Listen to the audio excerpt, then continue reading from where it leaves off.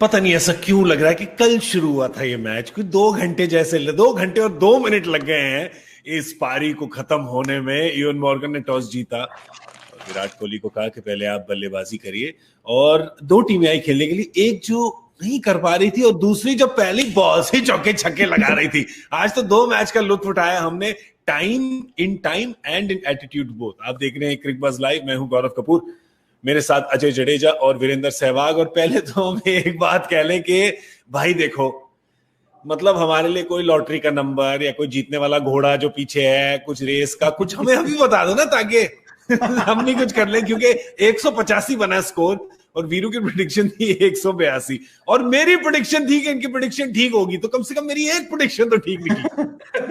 भाई और ये कुछ नहीं है, तुक्का लग रहा है, जब तक तुक्के लगते हैं तब तक सही है। और नई टाइम ऐसा भी था कि हमने 15-15 गेम लगातार प्रेडिक्ट किया और एक बार भी ठीक नहीं हुआ है। अभी तो केएल राहुल की तरह खेल रहे थे हम भी। आज अब तो पर्पल पैच चल रहा है जी, पर्पल पैच पर। अजय भाई, एक टाइम पे लग रहा था, वैसे अब इतने फेजेस है इस पारी के, पता नहीं कहां से शुरू करें, तो चलिए जो जैसा मैं हूं बंदा वैसे ही उल्टा से शुरू करते हैं कि एंड के जो 2-3 ओवर 17 ओवर पास लग रहा था कि शायद 190-200 के आसपास पहुंच जाए। वो लगता है ना, क्योंकि उससे पहले सैम करन और बाकी गेंदबाज गेंद कर रहे थे। 18, 19, 20 जो है वो वुड और आर्चर ने करना है। तो ये पहला मैच नहीं है, चौथा मैच है। चारों में अगर आप डिफरेंस देखोगे 3 पहली पारियों में, तो बाकियों को जो आपने किया, जादिल रशीद के साथ जो किया आपने, आज सैम करन के आते ही जो किया, उसकी वजह से वो फर्क 160 से 170 में, जो नजर में आपको 190 आ रहा था वो नहीं हुआ ना। वुड आज भी 20-25 में निकल गए। आई थिंक आर्चर के तो लास्ट ओवर जो था उसमें ठाकुर साहब ने, अभी हम बैठ गए थे तो लास्ट देखा नहीं मैंने, चौका जो मार दिया आखिर में और एक अंडर एज लग के चला गया, क्योंकि वो बॉलिंग अलग है सर। अटैक जो है आप जिसके विरुद्ध खेल रहे हो उसमें 2 पार्ट्स चल रहे थे मेनली, तो वो 17-18 ओवर जो है वो ओरिजिनल पार्ट जो है जो पहले 2-3 ओवर वाला था, 3-4-5 ओवर जब ये दोनों मिलके डालते, और 17-18-19 वो 2 अलग मैच था। और बाकी जो मैच था ना, उसमें आपने जो आज आनंद दिया है, अरे वाह, क्या मजा आया सूर्य कुमार यादव को देख के। बिल्कुल, आज sky is not the limit, sky has no limit. Surya Kumar Yadav को देखिए, पहली बॉल जो खेली अंतरराष्ट्रीय क्रिकेट में उन्होंने आज खेली, पहले मैच में तो एक भी नहीं गेंद खेल पाए थे, पहली पे ही लगा दिया छक्का। वीरू, आपने आशीर्वाद दिया था उनको?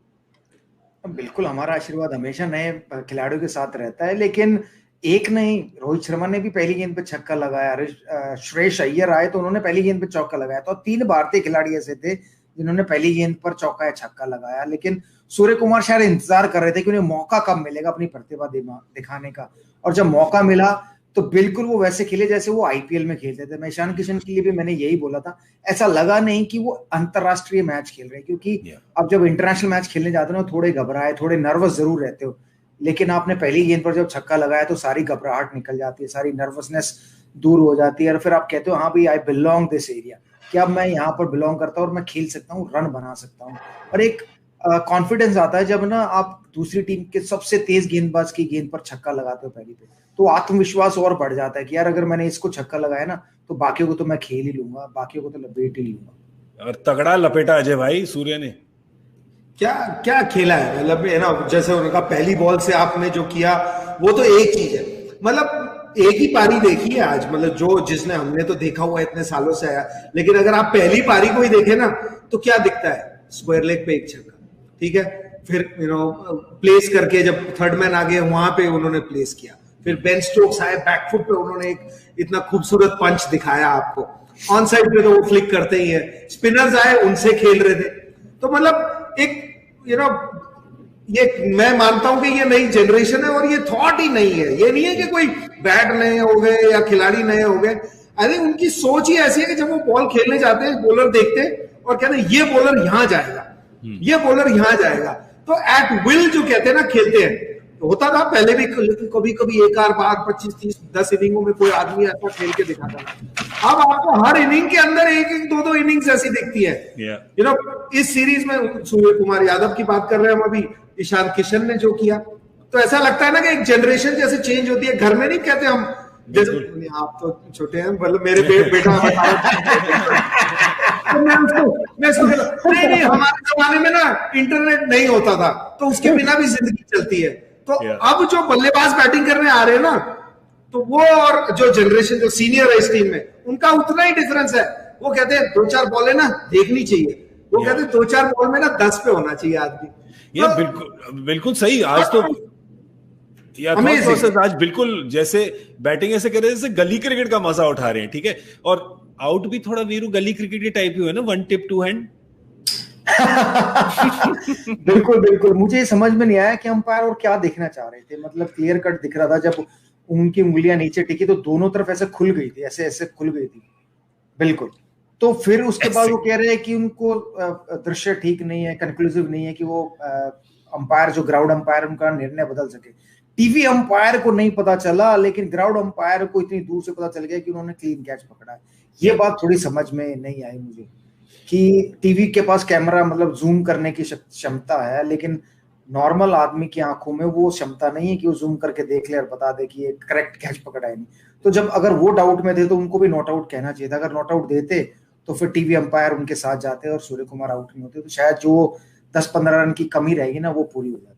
ये मैं सिर्फ इतना मतलब मैं बिल्कुल मानता हूं, एक वो फ्रेम नहीं था जो चलिए आपको शायद डाउट हो कि उंगलियां नीचे हैं नहीं, पर बायोलॉजी के हिसाब से ये जो मोड़ है ना यहाँ पे, ठीक है, अगर ये मुड़ गया है तो फिर ये उंगली यहाँ नहीं पहुंच सकती, ठीक है। या तो अगर आप वुल्वरीन है तब पहुंच सकती है यहाँ पे, पर डेविड मलान से लगता नहीं है कि वुल्वरीन है वो, ठीक है। तो पता नहीं क्या, तो यही समझ नहीं आ रहा था। और वो रिप्ले उन्होंने कम से कम मेरे ख्याल से 7 या 8 मिनट गेम रुक गई थी उस टाइम पे अजय भाई। रॉक एंड रोल आज एक नई चीज क्रिकेट में सब पूछ रहे ये रॉक एंड रोल क्या होता है। Rock and roll, frame again. तो मतलब ब्रॉडकास्टिंग देखिए, जैसे आपको लाइव उदाहरण दे रहा हूं, लाइव उदाहरण मैं बॉल सर नहीं, आज ये नहीं समझ आया जी बात है। टेक्नोलॉजी जो है वो जरूर अच्छी चीज है, उसको इस्तेमाल कर सकते हैं अगर आप फिर टेक्नोलॉजी को डिसीजन लेने दो। अगर एम्पायर नहीं लेना है, क्योंकि यहां पे भी एम्पायर्स कॉल की बीमारी है। जब आपका एलबीडब्ल्यू होता है और वो विकेट के कोने में लग रही होती है, एम्पायर ने नॉट आउट दिया होता है तो टेक्नोलॉजी के बावजूद आप नॉट आउट देते हो, और अगर उसी कोने में लग रही है और एम्पायर ने आउट दिया है तो आप आउट देते हो। तो अल्टीमेटली आपने जो मर्जी करके जो एम्पायर कहता है वही मानते हो ना, तो वैसे ही चला लेते हो उसके बिना। तो ये तो टेक्नोलॉजी की बात नहीं, बट आप टेक्नोलॉजी को यूज कैसे करना है वो भी इंपॉर्टेंट है। तो आई डोंट थिंक हमारी टेक्नोलॉजी ठीक यूज हो रही है। आपको टेक्नोलॉजी अवेलेबल हो गई है, लेकिन जो डिसीजन मेकिंग है ये जो सॉफ्ट डिसमिसल का है, एक मतलब क्रिकेट छोड़िए, सिंपल लॉजिक है।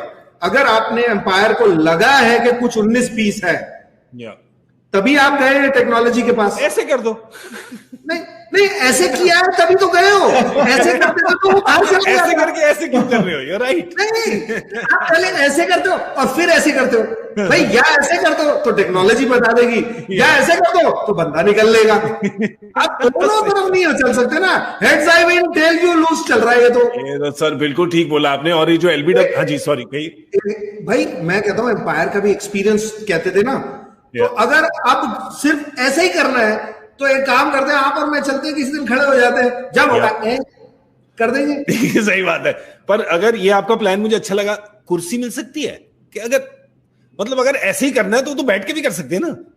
तो कुर्सी छोड़ो, मैंने तो सजेशन दिया था जब ये चल रहा था, मैंने कहा एडवर्टाइजिंग हम यहाँ पे ही रह गई है ना, बाकी तो हर जगह है। ये दोनों पहले तो क्या था कि कम से कम टोपी पकड़ते थे, स्वेटर पकड़, अब तो टोपी अलाउड नहीं कोविड में। तो उसकी जगह आप एक बोर्ड लगाइए, वहां एक नाइस होर्डिंग होगा, ताकि वो जो पिछले मैच में क्या थे, एक एम्पायर है, कुछ भी हो जाए वो थर्ड एम्पायर पे जाते हैं, कहते हैं अगरबत्ती तो दिखाओ, 15-12 अगरबत्ती देखते हो आप। तो एडवर्टाइजिंग करनी है तो माइट एज वेल वहां पे उस इंसान की जगह एक बोर्ड खड़ा कर दो, क्योंकि एटलीस्ट कांस्टेंट हो जाएगा। जो वो हाइट होगी ना एम्पायर की, एलबीडब्ल्यू देखने की, या कुछ कैमरा होगा ना, तो हर बार वो कंसिस्टेंट होगा, तो एटलीस्ट डिसीजन मेकिंग बेटर हो जाएगी। ह्यूमन का कोई काम तो रहा ही ह्यूमन एरर बिल्कुल नहीं। You are absolutely right. मैं वीरू एक कहना चाहूंगा कि अगर एक रूल हो, ठीक है, ये तो अब रूल है कि आपको सॉफ्ट सिग्नल देना है तो फिर आपको देना है, ठीक है, पर अगर आप रूल बना दें कि 30 यार्ड के सर्कल के बाहर अगर है बॉल, तो फिर हम सॉफ्ट सिग्नल दे ही नहीं सकते अंपायर फील्ड पे। नहीं, क्योंकि बहुत बार ऐसा हुआ था कि सॉफ्ट सिग्नल जब पहले नहीं था तो डिसीजन थर्ड अंपायर के ऊपर आता था, और थर्ड अंपायर कहता था मेरे पास विजन नहीं है, मेरे को क्लियर नहीं पता चल रहा है कि आउट है कि नॉट आउट है, तो आप अपना निर्णय ग्राउंड पर ले लें। तो वहां दोनों तरफ कंफ्यूजन थी कि ग्राउंड अंपायर भी कंफ्यूज थे कि ये कैच सही पकड़ा या नहीं, और थर्ड अंपायर के पास भी वो वीडियो फुटेज नहीं थी, वो जूम करके उनको नहीं पता चल रहा था ये वाकई में कैच पकड़ा है या नहीं पकड़ा है, तो लौट कर वो अंपायर के पास आ जाता था। तो मुझे लगता है कि अगर टेक्नोलॉजी है तो उस थर्ड अंपायर को ही निर्णय लेने दीजिए, क्योंकि नेकेड आई से तो मुझे पता ही नहीं चला, तो एटलीस्ट आपको 10 बारी 20 बारी रिमाइंड करके देख रहे हो तो कुछ तो आइडिया लगेगा कि आउट है कि नहीं है, तो आप थर्ड अंपायर डिसीजन ले सकता है। तो मेरे ख्याल से टेक्नोलॉजी का इस्तेमाल करें और उनके ऊपर छोड़ दें, सॉफ्ट सिग्नल का डिमांड ना करें तो ज्यादा बेहतर रहेगा। क्योंकि थर्ड अंपायर अगर बार बार देखकर डिसीजन नहीं ले पा रहा है तो एक बार ही तो उस अंपायर को पता ही नहीं चला कि इन्होंने कैच पकड़ा है नहीं, वो कैसे डिसीजन लेगा फिर अगर उसके ऊपर, और वो भी इतना दूर, फिर तो अगर वो मैं अंपायर हूँ और वो मेरा फेवरेट खिलाड़ी, मैं तो कहूंगा यार नॉट आउट है। ये भी देखा है हमने इस सीरीज में। तो ये कोहली होता है, आउट नहीं होता। हाँ, तो अंपायर भी तो फिर वहाँ एक ह्यूमन बीइंग है ना, कि भाई उसको भी बिल्कुल, यू आर एब्सोल्युटली राइट। देखिए वो भी बंदे, इसकी बैटिंग मुझे पसंद है या इसकी बॉलिंग मुझे पसंद है, तो और डेविड शेफर्ड का मैं एक एग्जांपल देता हूँ। वसीम अकरम कम से कम इतनी आगे से गेंदबाजी करते थे, खुद वसीम अकरम की कहानी बताइए, नो बॉल नहीं देते थे उन्हें।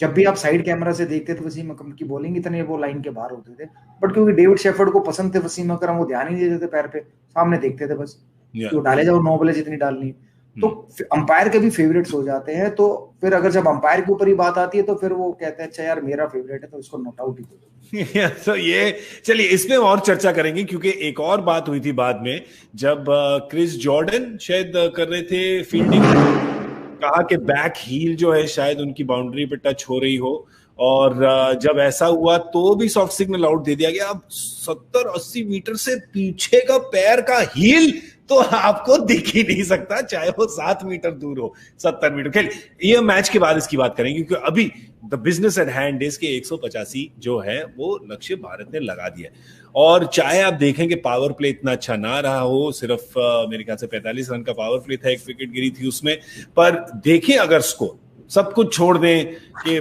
किसने क्या मारा नहीं मारा, कैच हुआ नहीं हुआ, अंपायर हुआ, 185 का जो लक्ष्य है ये अजय भाई आपके हिसाब से कैसा लक्ष्य है?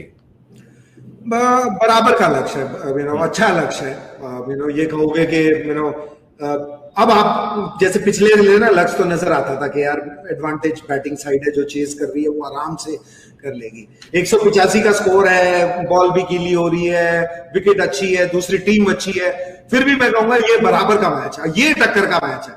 क्योंकि अब एक गलती करी ना जिस भी टीम ने, वो ये मैच निकाल के ले जा सकता है। नहीं तो क्या होता है आपको 3-4 गलतियां करवानी पड़ती है ऑपोजिशन के साथ। लेकिन इसमें मैं मानता हूं टक्कर का मैच है। 2 वजह उसकी, एक आज जो राहुल चहर खेल रहे हैं वो नए हैं, तो वो 4 ओवर जब किस तरह से आप इस्तेमाल करें उस स्टेज पे आ जाए जब crucial stages of the game है, क्योंकि दूसरी टीम भी प्लान करती है ना। अब किसी भी स्टेज पे इंग्लैंड ये नहीं कर सकती अच्छा चलो 1-2 ओवर ना हमारी तरफ नहीं गए तो भी वो जीते। पता नहीं क्यों मुझे लगता है कि काफी होना चाहिए। वीरू काफी है बिल्कुल। अगर पहले 10 ओवर में 100 रन भी बनाते हैं ना इंग्लैंड की टीम, तो भी आखिरी 10 में 85 रन चाहिए होंगे। 2 अच्छे ओवर डालेंगे तो वापस 10 रन की रन रेट आ जाता है। तो कुल मिलाकर इंडिया के पास ज्यादा चांसेस हैं कि अगर गलती कर भी देती है इंडियन टीम बॉलिंग में तो फिर भी कमबैक करने का चांस है, लेकिन बैटिंग टीम अगर गलती करती है तो कमबैक करने का चांस मुश्किल हो जाता है। बिल्कुल। एक बात यह है कि इंडिया के लिए सिर्फ 5 गेंदबाज हैं, हार्दिक पांड्या से आपको पूरे 4 ओवर मिलेंगे, ऐसे ही चूज किया है इंडिया ने, इसी बैलेंस को चूज किया है मैच के लिए। और इंग्लैंड की टीम पे एक जल्दी से नजर डालते थे जाने से पहले, क्योंकि इनके जो बल्लेबाज हैं सॉलिड बल्लेबाज। आप उनकी सलामी जोड़ी देखिए, जॉस बटलर और जेसन रॉय। उसके बाद आते हैं दुनिया के सर्वश्रेष्ठ T20 अंतरराष्ट्रीय खिलाड़ी डेविड मलान, फिर उसके बाद जॉनी बेयरस्टो। तो 4 प्रॉपर हथौड़े हैं इनके टॉप 4 में। फिर कप्तान Eoin Morgan, Ben Stokes, Mark Wood और सैम करन, क्रिस जॉर्डन, सब अपना बल्ला हिला सकते हैं। जोफ्रा आर्चर को भी देखा है अपने IPL में, तो है उनके पास। पर जैसा कि वीरू और अजय दोनों कह रहे हैं कि गलतियां करने का स्कोप इंग्लैंड के पास कम है, तो शायद आज इंडिया 2-2 की बराबरी करनी पड़ेगी यार, फिर नहीं तो सैटरडे नाइट को पार्टी करने के लिए हम लोग को मजा भी तो आए मैच देखने के लिए। तो आइए देखते हैं कि भारत रोक पाती है इंग्लैंड को और रह पाती है इस श्रृंखला में। आप देख रहे थे क्रिक बज़ लाइव। अजय जडेजा, वीरेंद्र सहवाग और गौरव कपूर हम आपसे मिलेंगे इस मैच के बाद, आइएगा जरूर।